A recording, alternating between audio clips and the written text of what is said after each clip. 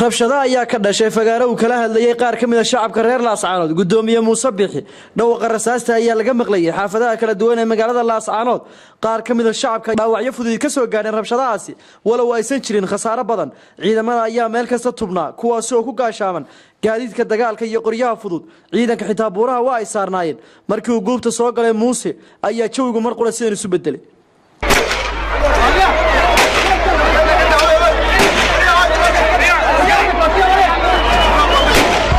رصاصة توكية ولا عيدك توكية رصاصة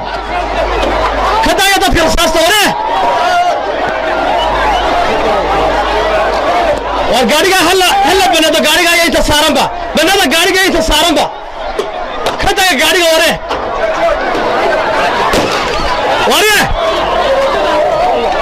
ولا توكية رصاصة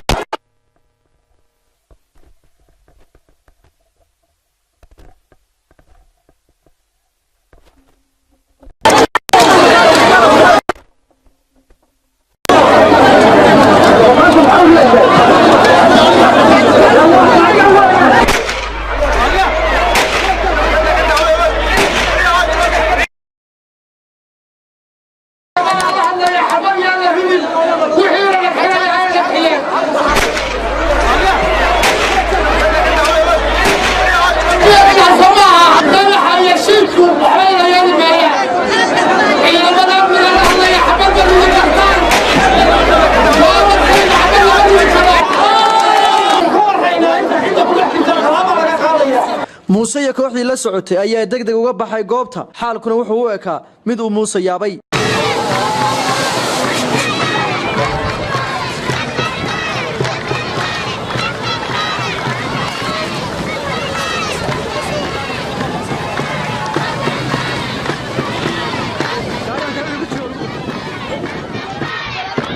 Mukhtar Cabdi Jaamac